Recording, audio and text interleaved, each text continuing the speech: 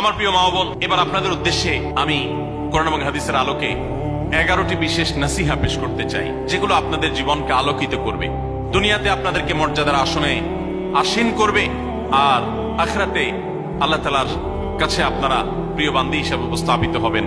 আল্লাহর কাছে আল্লাহর প্রিয় বান্দী হিসেবে উপস্থাপিত হয়ে জান্নাত লাভ করতে পারবেন। এরকম 11টি পরামর্শ বা নাসিহা আপনাদের প্রতি আমার।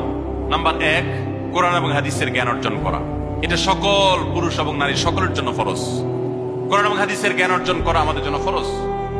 আমরা অনেকেই আছি যারা ইসলামের ফরজ বিধিবিধানগুলো জানি না। আমাদের যেগুলো অবশ্য কর্তব্য সেগুলো আমরা অনেকে জানি না, শুধু নামে মুসলমান। গতানুগতিক কিছু কাজ করি, হাতে গোনা কিছু ইসলামের নামে কাজ করি, বাস মনে করেছি আমি মুসলমান হয়েছি। আপনাকে ঈমান সম্পর্কে জানতে হবে। আপনার ঈমান কিভাবে আনতে হবে, কি কোন কোন বিষয়ের প্রতি বিশ্বাস থাকতে হবে, কি বিশ্বাস থাকতে হবে, আল্লাহ সম্পর্কে বিশ্বাস থাকতে হবে। ঈমান সম্পর্কে অনেক ভুল ধারণা আমাদের আছে। আমরা আল্লাহ সম্পর্কে বিস্তারিত জানি না, আখিরাত সম্পর্কে জানি না, নবী রাসূল সম্পর্কে জানি না। এগুলো সম্পর্কে সঠিক জ্ঞান অর্জন করতে হবে। 5 ওয়াক্ত নামাজ এর বিধিবিধানগুলো, কখন কোনটা পড়তে হয়, ওয়াক্ত কখন থাকে কখন যায়, অনেক মহিলা আছেন জানেন না, অনেক নারীরা আছেন, অনেক পুরুষরা আছেন জানেন না। এগুলো জানতে হবে। ইসলামকে জানাটা অনেক গুরুত্বপূর্ণ। আর জানার জন্য কোরআনে কারীম বুঝে পড়বেন, হাদিস বুঝে পড়বেন, মাসলা মাসাইলের বই পুস্তক বুঝে পড়বেন ওলামাদের তত্ত্বাবধানে থেকে, এবং কোরআন এবং হাদিস শেখার যত ভালো আয়োজন উদ্যোগ আছে সেগুলোতে শামিল হবেন, জ্ঞান অর্জন করবেন। এটা ইসলামের গুরুত্বপূর্ণ একটা ব্যাপার।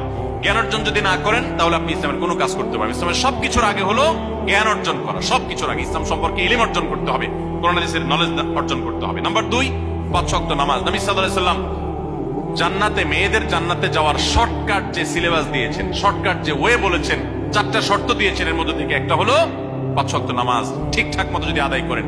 অনেক মহিলারা আছেন যোহরের নামাজ আসরের সময় গিয়ে আদায় করেন, আসরের কাছাকাছি আদায় করেন, কারণ গৃহস্থলী কাজে ব্যস্ত থাকেন, রান্না বাড়ার কাজে ব্যস্ত থাকেন, গা গোসল নিয়ে ব্যস্ত থাকেন।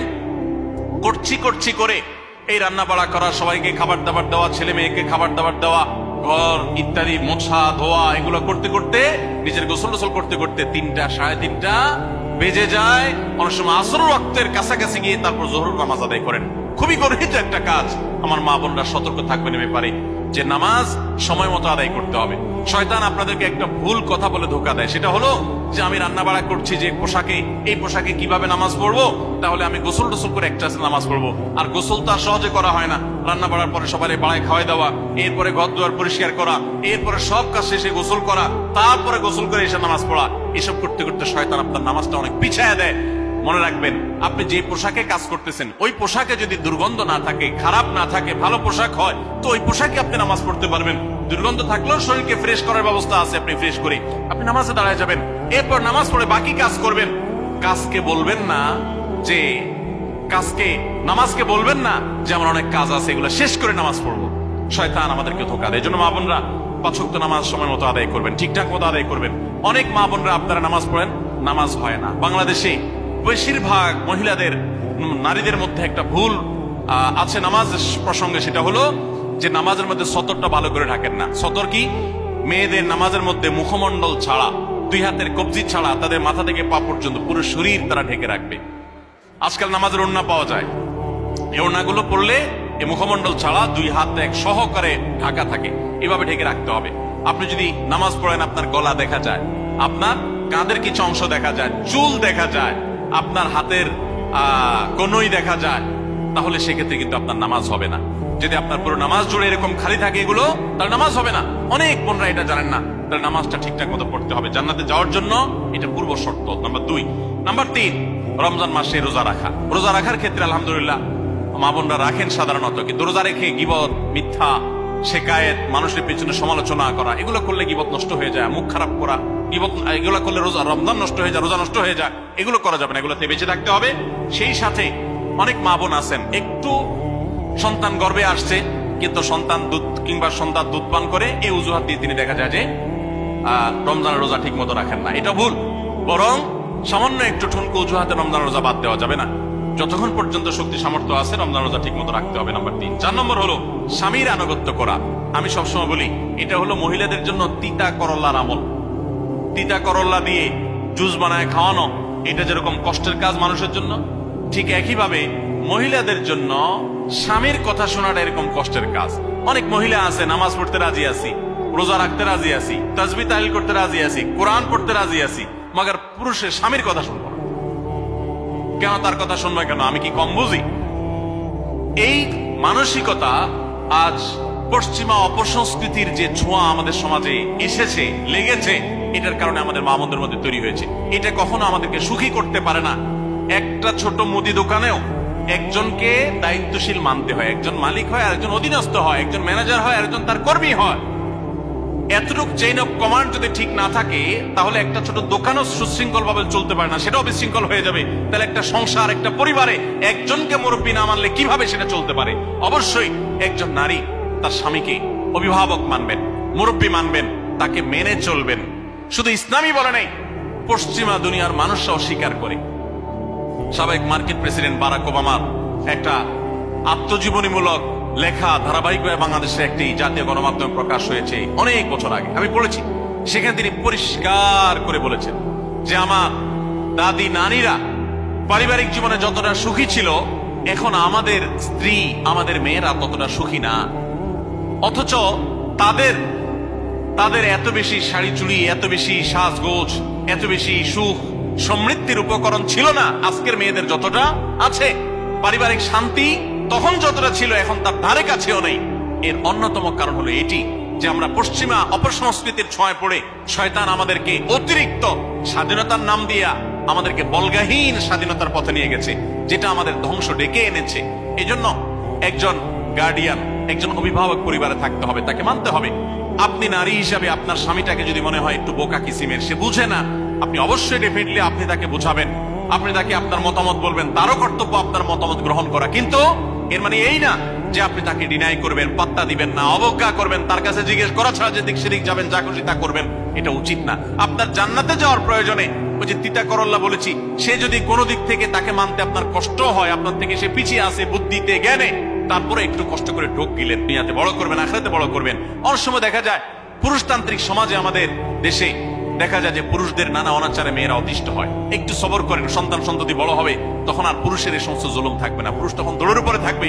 এই বাস্তবতা আমরা প্রত্যেকটা মানুষ উপলব্ধি করার কথা। অতএব মেয়েদের, মুসলিম নারীদের অত্যন্ত গুরুত্বপূর্ণ আরেকটি বিষয় হলো 4 নম্বর, যেটি বললাম, স্বামীর আনুগত্য করা। যতটুকু সম্ভব তার সর্বোচ্চ আনুগত্য করার চেষ্টা করতে হবে, যতক্ষণ তিনি কোরআন হাদিসের কথা বলেন। স্বামী যদি কোনো অন্যায় কথা করতে বলেন, তাহলে তখন আর তার কোনো কথা শোনা যাবে না।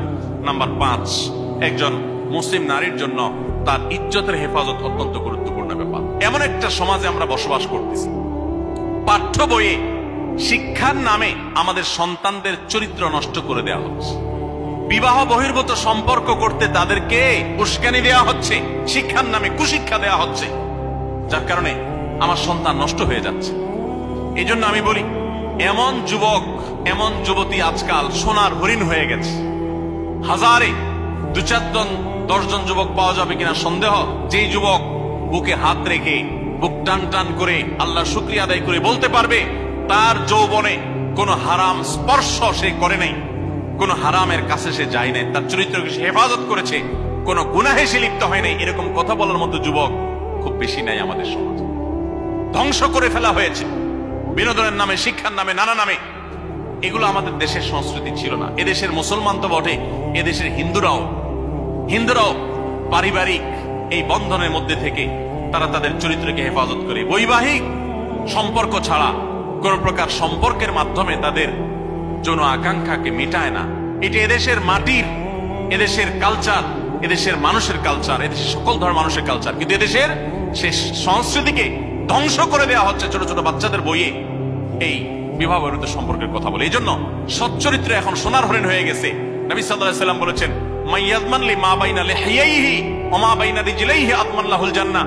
যে ব্যক্তি তার 2 চোয়ালের মাঝখানের অঙ্গ অর্থাৎ মুখ, আর যে ব্যক্তি তার 2 রানের মধ্যবর্তী অঙ্গ, তার লজ্জাস্থানকে হেফাজত করবে, অন্যায় খাতে ব্যবহার করবে না, এটার সংরক্ষণের দায়িত্ব এবং গ্যারান্টি যে ব্যক্তি নিজের ব্যাপারে নিজে নিবে, নবী সাল্লাল্লাহু আলাইহি ওয়াসাল্লাম বলেছেন, আমি তার জন্য জান্নাতের দায়িত্ব নিয়ে নিলাম। যে এটা 2টার দায়িত্ব নিতে পারবে, আমি তার জান্নাতের দায়িত্ব নিলাম। এবং নবী সাল্লাল্লাহু আলাইহি ওয়াসাল্লাম আরো বলেছেন, আকসারু মা ইউদখিলুন নাস আন-নার, মানুষকে সবচেয়ে বেশি জাহান্নামে নিয়ে যায় কোন জিনিসই? আল ফামু আল ফরজ, এই 2টি অঙ্গ, মুখ এবং লজ্জাস্থান। এই জন্য মা বোনরা অনেকে আপনাদেরকে অনেক প্ররোচনা দিবে, অনেক গুনাহের পথে আহ্বান করবে। আপনাদের মেয়েরা স্কুল কলেজে পড়তে গেলে সেখানে অনেক অন্যায় আবেদন শুনবে, হারামের আহ্বান শুনবে। তাদেরকে সুশিক্ষা দিবেন যে আল্লাহ তাআলা তোমাকে যে চরিত্র দিয়েছে, যৌবন দিয়েছে, এটাকে যেখানে সেখানে ব্যবহার করলে হবে না। কিয়ামতের ময়দানে যুবকদেরকে আলাদা করে জিজ্ঞাসা করা হবে, তোমার যৌবনকালে কি করছো সেটা বলো, বুড়া বয়সে এসে কি করছো এটা ইম্পর্টেন্ট না, যৌবনকালে কি করে আসছো সেটার হিসাব দাও। যৌবনকে হেফাজত করার গুরুত্ব এত বেশি, আল্লাহ আলাদা করে জিজ্ঞাসা করবেন। এই জন্য মা বোনদের কর্তব্য তাদের মেয়েদেরকে, ছেলেদেরকে অসৎ চরিত্রতা থেকে হেফাজত করবেন, সংরক্ষণ করবেন, তাদেরকে বুঝাবেন, তাদেরকে সেভাবে বড় করবেন যে বিয়ে শাদীর মাধ্যমে, সাংসারিক জীবনের মাধ্যমে তোমরা তোমাদের এই জীবনকে তোমরা উপভোগ করবে। আল্লাহ তাআলা তোমাদের জন্য যে নিয়ামত রেখেছেন সে নিয়ামত তোমরা পাবে, কিন্তু অবৈধ উপায়ে কখনো তোমরা সেদিকে পা বাড়াবে না। যারা বাড়ায় তাদের দুনিয়াতেই ধ্বংস হয়, আখিরাত তো আছেই। এই অবৈধ সম্পর্ক করে সুখে থাকে খুব কম মানুষ। যারা যত বেশি এই জগতে যায় তারা তত বেশি অসুখী থাকে দাম্পত্য জীবনে। অতএব একজন নারী তার 5 নম্বর গুরুত্বপূর্ণ বিষয় হলো তার ইজ্জতের হেফাজত, লজ্জাস্থানের হেফাজত এবং তার চরিত্রের হেফাজত। আল্লাহ তাআলা আমাদের মা বোনদেরকে সেই তৌফিক দান করুন। অনেক সময় দেখা যায় যে সবই ঠিক আছে, আপনি সোশ্যাল মিডিয়াতে পুরুষের ছবি দেখে, ভিডিও দেখে আপনি হারাম আনন্দ পাচ্ছেন। আপনি ইমোতে, হোয়াটসঅ্যাপে, মেসেঞ্জারে বিভিন্ন পুরুষের সাথে অপ্রয়োজনীয় চ্যাটিং করছেন, কথা বলছেন, এবং সেখানে এই বেহুদা কথা থেকে অনেক অনাচার হয়ে যায়, অনেক সংসার ভেঙে যায়, অনেক পরকীয়া হয়, অনেক সংসার ধ্বংস হয়। এই জন্য আল্লাহ বলেছেন ওয়ালা তাকরাবুজ জিনা, জেনার কাছেও যেও না, চ্যাটিংই করতে যেও না, কারণ করতে গেলে তুমি ডুবে যাবা, পরে ফিরে আসতে পারবা না। ভয়ঙ্কর এক গুহা এবং ভয়ঙ্কর এক জগৎ। এই পথ থেকে আমাদেরকে বেঁচে থাকতে হবে। আল্লাহ আমাদের তৌফিক দান করুন। নাম্বার 6, মা বোনদের জন্য গুরুত্বপূর্ণ বিষয় হলো সন্তানদের লালন পালন করা। আপনি বাজার থেকে 2-4 কেজি আম কিনে খাইছেন, এটাতে আপনি যতটা সুখী হতে পারবেন, আপনি যদি একটা আমের গাছ লাগাই দিতে পারেন তাহলে তার চাইতে অনেক বেশি সুখী হতে পারবেন। আপনি বেশি লাভবান হবেন, আপনি মনকে মন আম খেতে পারবেন, আপনার বংশধররা খেতে পারবে।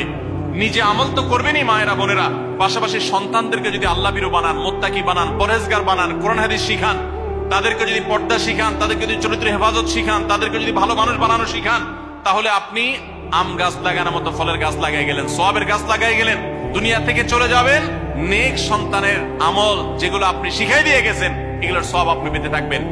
ছেলেটাকে সূরা ফাতিহা নিজে শিখাবেন, মেয়েটাকে সূরা ফাতিহা নিজে শিখাবেন, নিজে ভালো করে শিখবেন। তাহলে কিয়ামত পর্যন্ত, মরণ পর্যন্ত এই ছেলে যতবার সূরা ফাতিহা পড়বে প্রত্যেক নামাজে আপনি কিন্তু সওয়াব পেতে থাকবেন, কারণ আপনি শিখাই দিয়ে গেছেন, আপনি শুরুটা করে দিয়ে গেছেন। এই জন্য মা বোনদের জন্য সন্তানদের লালন পালন করা, সন্তান দুধে ভাতে আছে কিনা, ভালো জামা কাপড় পরছে কিনা, এর চাইতে ইম্পর্টেন্ট হলো সন্তান আমার নামাজ পড়ছে কিনা, সন্তান আমার আল্লাহকে চিনে কিনা, সন্তান আমার কোরআন হাদিসের শিক্ষা পেয়েছে কিনা। সন্তান একদিন স্কুলে যায় না, তার জন্য আমার মাথা খারাপ হলে, সন্তান একদিন নামাজ পড়ে না এক ওয়াক্ত, তার জন্য আরো বেশি মাথা খারাপ হতে হবে। তাহলে আপনি দায়িত্বশীল মা হতে পারবেন, দায়িত্বশীল বাবা হতে পারবেন।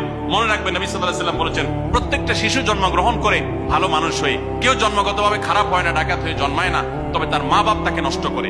কারণ মা বাপ তাকে ঠিক মতো লালন পালন না করে, ভালো পরিবেশ দেয় না, খারাপ ছেলেপেলের সাথে মিশে, তখন সে নষ্ট হয়। এই জন্য আপনার দায়িত্ব সন্তান কার সাথে মিশছে, কোথায় যাচ্ছে, কি করতেছে, মোবাইলে কি দেখছে, সন্তানকে সময় দেন, মোবাইল টিপাটিপি বন্ধ করেন, তাদেরকে নিয়ে বসেন, তাদেরকে কথা শোনান, কোরআন হাদিস পাঠ করে শোনান, তাদেরকে ভালো পরিবেশ দেন, ভালো ফ্যামিলির, দিনদার ফ্যামিলির বাচ্চাদের সাথে তাদেরকে মিশান। ইনশাআল্লাহ আপনি আল্লাহর কাছে এর জন্য উত্তম বিনিময় পাবেন, সওয়াব পাবেন।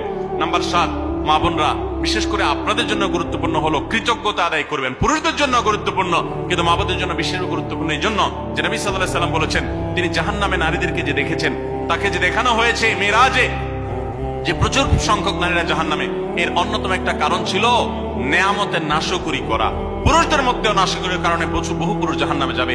মা বোনরা স্বামী এবং নিজের জগতে যতটুকু আল্লাহ তাআলা দিয়েছেন এতটুকুর উপর শুকর আদায় করবেন। আপনার স্বামী মানুষটা হয়তো মুখটা খারাপ কিন্তু তার শরীরটা ভালো আছে, সে আপনাকে উপার্জন করে এনে খাওয়ায়। অনেক মহিলা আছে তার স্বামী হয়তো অ্যাক্সিডেন্ট করে পঙ্গু হয়ে গেছে, সে হয়তো বিছানা শুয়ে বাকি জীবন কাটিয়েছে, তার কষ্টের কোনো শেষ নেই। আপনার স্বামী হয়তো বা তার কোনো দিক থেকে দুর্বলতা আছে, আবার বহু দিক থেকে তার ভালো গুণ আছে। একই কথা পুরুষদের জন্য ইসলাম নির্দেশ করেছে যে তার স্ত্রীর একটা গুণ খারাপ দেখে যদি তার কষ্ট লাগে তো সে চিন্তা করলে 10টা গুণ ভালো দেখবে, সেটা দেখে শুকর আদায় করা উচিত। এই শুকরিয়া আদায় করা ছাড়া পুরুষ হোক নারী হোক কে আল্লাহর প্রিয় বান্দা হতে পারবে না। এজন্য আল্লাহর কাছে শুকরিয়া আদায় করবেন। মায়েরা বিশেষ করে শ্বশুরের বাড়িতে যাওয়ার পর প্রথম অনেক কষ্ট হয়। আমি সবসময় বলি, শ্বশুর বাড়িতে যাওয়ার পর মেয়েরা আমাদের দেশে নানান জুলুম নির্যাতন সহ্য করতে হয়। শাশুড়ি বাঁকা চোখে দেখে, সব শাশুড়ি না, অনেক শাশুড়ি, অনেক সময় ননদরা বাঁকা চোখে দেখে, স্বামী লোকটা জ্বালায় নানাভাবে, দেবররা জ্বালায় নানানভাবে, মানুষ খোঁচাখুচি করে কষ্ট দেয়। একটু ধৈর্য ধারণ করেন, আল্লাহ তাআলা আপনার সংসারে যখন 2-4টা সন্তান দিবে, এরা যখন বড় হয়ে যাবে, এগুলো সব আপনার বাহিনী হয়ে যাবে, তখন দেখবেন ওই বুড়া আস্তে আস্তে চুপসে গেছে, বুড়ার বড় কোনো গলা নাই, বড় কোনো কথা নাই, কারণ পোলাপান সব মায়ের পক্ষে থাকে, বুড়া সব আস্তে আস্তে সাইজ হয়ে যায়। এই জন্য মা বোনরা সবর করবেন, ধৈর্য ধারণ করবেন, খবরদার ধৈর্য হারা হবেন না, শুকর আদায় করবেন। নাম্বার 8, কখনো মুখ খারাপ করবেন না, গালিগালাজ করবেন না, অভিশাপ দিবেন না। অনেক সময় পোলাপান একটু উল্টাপাল্টা করলে তাদেরকে অনেক মা অভিশাপ দিয়ে দেন, গজব ঠাডা দিয়ে দেন, বদদোয়া করেন, মুখ দিয়ে খারাপ কথা বলে ফেলেন। এগুলো খুব খারাপ জিনিস। নবী সাল্লাল্লাহু আলাইহি ওয়াসাল্লাম বলেছেন, যদি কাউকে গজব ঠাডা দেওয়া হয়, এটার উপযুক্ত না হলে যে দেয় তার উপরে এসে পড়ে, এরকম ভয়াবহ একটা বিষয়। এই জন্য কোন অবস্থাতে এগুলো যেন না হয়। এবং মেয়েদের জাহান্নামে যাওয়ার অন্যতম, বেশি জাহান্নামে যাওয়ার অন্যতম একটা কারণ এটাও যে তাদের মধ্যে, অনেকের মধ্যে, আমি সবার কথা বলছি না, যে এই ধরনের গালিগালাজ করা, অভিশাপ দেওয়ার বদস্বভাব আছে। এই বদস্বভাব বহু পুরুষের মধ্যেও আছে, সবাইকে ছাড়তে হবে। নাম্বার 9, আত্মীয়তার বন্ধন রক্ষা করার পরে দায়িত্বশীল হতে হবে। স্বামীকে স্বামীর ভাই বোনের সাথে সম্পর্ক ভালো রাখতে কখনো বাধা দিবেন না। অনেক মহিলা আছে বোকার মতো কাজ করে। স্বামী যদি স্বামীর ভাইকে তার টাকা পয়সা দেয়, সে অপছন্দ করে। স্বামী যদি স্বামীর বোনকে টাকা পয়সা দেয়, সে এটাকে পছন্দ করে না। মা বাবার খোঁজ খবর বেশি নিলে তার কাছে ভালো লাগে না। এই মহিলা হলো নির্বোধ। কেন নির্বোধ? কারণ নবী সাল্লাল্লাহু আলাইহি ওয়াসাল্লাম বলেছেন যে মান সাররাহু আন ইউবসাতাহু ফি রিজকিহি আও ইউনসালাহু ফি আথরি ফালিয়াসিল রাহিমা। যে ব্যক্তি চায় তার রিজিকে আল্লাহ বরকত দেখ, তার হায়াতে বরকত দেখ, সে যেন রক্ত সম্পর্কে আত্মীয়দের সাথে সম্পর্ক বেশি ভালো রাখে। তাহলে আপনার স্বামীর রিজিক বেশি হোক, টাকা পয়সা বেশি হোক, তার হায়াতে বরকত হোক, এটা যদি আপনি চান, তাহলে আপনি বরং তারা উৎসাহিত করা উচিত। তোমার ভাইটার খবর নাও, তোমার বোনটার বাড়িতে যাও, তোমার মা বাপের খেদমত করো, তাদের সাথে যত সম্পৃক্ত থাকবে আপনার স্বামীতে আল্লাহ তাআলা তত বরকত দান করবেন। এই জন্য তাকে সেটা করবেন। আবার পুরুষরা উচিত মেয়েদেরকে সুযোগ দেওয়া। তারা তাদের বাপ, মেয়েরও তো কর্তব্য আছে তার বাপ মার প্রতি, বাপ মার খেদমত করবে, বাপ মার জন্য হাদিয়া তোফা দিবে। অনেক পুরুষরা আছে মেয়েদের পাওনা অধিকারই দেয় না, হাদিয়া তোফা কোত্থেকে দিবে, তাদের মহরটাই দেয় না, তাদের হাত খরচ দেয় না। আলাদা কিছু হাত খরচ দেওয়া উচিত, যে তার মতো সে খরচ করবে, তার মা বাপের জন্য খরচ করবে। এগুলোর বিনিময়ে আমরা আল্লাহর কাছে জান্নাত পাবো। অতএব এই আত্মীয়তার সম্পর্ক রক্ষা করা গুরুত্বপূর্ণ। নাম্বার 10, সাদাকা করবেন। সাদাকা জাহান্নাম থেকে মুক্তির কারণ। নবী সাল্লাল্লাহু আলাইহি ওয়াসাল্লাম জাহান্নামের ব্যাপারে সতর্ক করেছেন আপনাদেরকে, আমাদের সবাইকে। অতএব সাদাকা দিলে জাহান্নাম থেকে মুক্তির একটা পথ আমরা পাই, সুগম হয়। এবং নবী সাল্লাল্লাহু আলাইহি ওয়াসাল্লামের সময় মহিলা সাহাবীরা তাদের গহনা খুলে আল্লাহর রাস্তায় দান করতেন। এজন্য মসজিদ, মাদ্রাসা, বিভিন্ন গুরুত্বপূর্ণ যে দানের খাতগুলো আছে সেগুলোতে বেশি বেশি দান করবেন, বেশি বেশি আল্লাহর রাস্তায় ব্যয় করবেন, যতটুকু তৌফিক আছে ততটুকু। এখন মহিলারা দান করবে কোত্থেকে?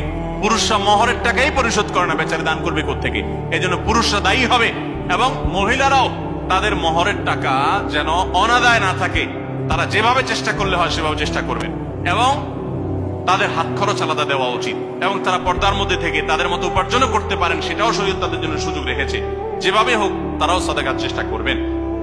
11 নম্বর সর্বশেষ হলো সময়ের অপচয় করবেন না। এখন এমন একটা সময় চলছে, বেশিরভাগ মানুষ জাহান্নামে যাবে যেই কারণে আজকের যুগে সবচেয়ে বেশি আমরা বিপদগামিতার মুখে যাচ্ছি, যে কারণে সেটার অন্যতম হলো এই স্মার্টফোনের অপব্যবহার। আমরা অনেকে আছি টেলিভিশনের বিভিন্ন সিরিয়ালে আসক্ত, অনেকে আছি বিভিন্ন নাটক সিনেমায় আসক্ত, অনেকে আছি ফেসবুক এবং ইউটিউব এগুলোতে আসক্ত। বিশেষ করে মা বোনদেরকে বলছি, অনেকেই আছেন এখনো রিমোট ছাড়া তার পেটের ভাত হজম হয় না, সারাদিন রিমোট হাতে বসে থাকেন, একটা পর একটা সিরিয়াল এবং চ্যানেল পাল্টাতে থাকে। মনে রাখবেন, সফল ইমানদার হতে হলে এই অনর্থক কাজ না ছাড়লে আপনি সফল ইমানদার হতে পারবেন না। অনেকে নামাজে পড়ে আবার সিরিয়ালও দেখে, অনেকে আছেন ফেসবুকে ঘন্টাকে ঘন্টা, ইউটিউবে ঘন্টা ঘন্টা সময় নষ্ট করেন। এর জন্য আল্লাহর কাছে জবাবদিহি করতে হবে। কিয়ামতের ময়দানে আল্লাহ তাআলা কয়েকটা প্রশ্ন উত্তর দেওয়া ছাড়া একজন মানুষকেও নড়তে দিবেন না। এর ভিতরে একটা হলো যে তোমার সারা জীবনে কি অর্জন করেছো। সময়ের অপচয় করা যাবে না।